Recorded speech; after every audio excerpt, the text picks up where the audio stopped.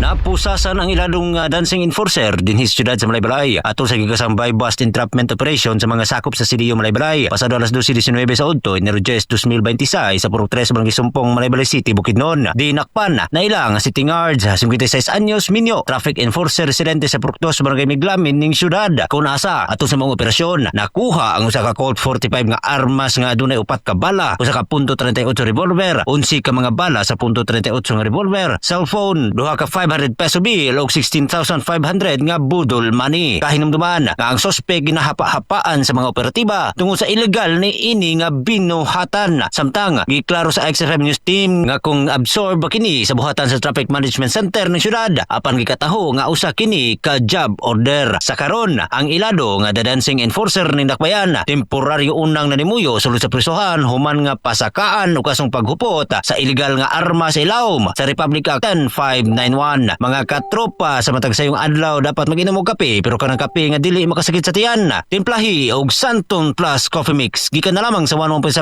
XFM Bukidnon alang sa Ligosang Pilipino para sa Pilipinas. Katropang Christian Bakyugon, XFM News.